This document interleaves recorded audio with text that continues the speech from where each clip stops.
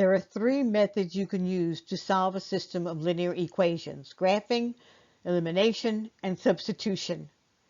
In this video, we're going to be discussing Chapter 2.3 Elimination Method, and notice it's also called the add method. When using the graphing method to solve the system of linear equations, you had three possible solutions. Now that we're going to be using the elimination add method, we also have the same three possible solutions. Now in the elimination method, we have the same two equations and we're going to add them and come up with the solution. So if we look at the one solution, point of intersection, and xy value when we graph, we also in the elimination method is going to find, after we go ahead and add the two equations, that we will have an x value and a y value. Now when we come down to the no solutions, the parallel lines, in the elimination method, we're going to get an algebraic false statement, something like 0 equals 6. Infinitely many solutions where the lines coincide in graphing, we're going to get the true statement in the elimination method, and it's going to be something like 0 equals 0, x equals x. It's going to be a true statement. To use the elimination method, there are two things you need to know. The first thing is you need to know which form your equations are going to be in. When we use the graphing method, we actually use the slope-intercept form of the equation, y equals mx plus b, because y equals was on the graphing calculator. Here in our elimination method, we're going to use the standard form for both equations, and that would be in the form ax plus by equals c. The second thing you need to know is the distributive property.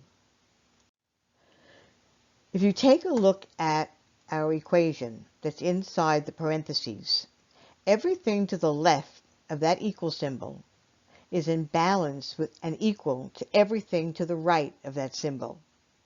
If I want to go ahead now and multiply a negative 3 times the 2x only, that would make this equation unbalanced.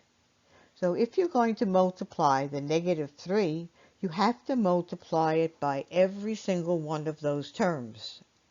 So the negative 3 is now going to multiply the 2x, also the positive 3y, and also the positive 4, and give you the answer of negative 6x minus 9y equals negative 12.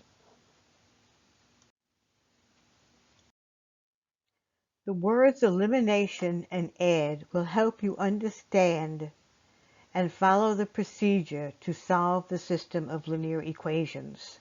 We are given two linear equations, and right now they are in the format of ax plus by equals c. If they are not in this format, then you have to rearrange them to be in this format. Notice also the variables are lined up, x, y, and the constant. So then we do go to add them, they'll be adding like terms. The first thing we need to do is to decide which variable to eliminate. Later, you will be able to do this on your own, but right now I'll make the decision and we're going to look to eliminate the x variable. That means when I add the two equations, the result will be x to the 0, which would be 0, and your x variable will disappear. Right now, if we add the 2x and 1x, we're going to get 3x. We want 0. So our goal is to have the same coefficient, the same number, with opposite signs, so that when the two of them add together, it will give you the 0 in front of the variable. I'd like to have a negative 2 here, so that when I add these, I'll get the 0x. So I'm going to go ahead and multiply the whole equation by a negative 2. You rewrite the first equation exactly as it was because we didn't change it. You use the distributive property on the second equation. Now after you multiply, you're going to see You have here a 2 and a negative 2, and when I go to add them, I should get the 0x.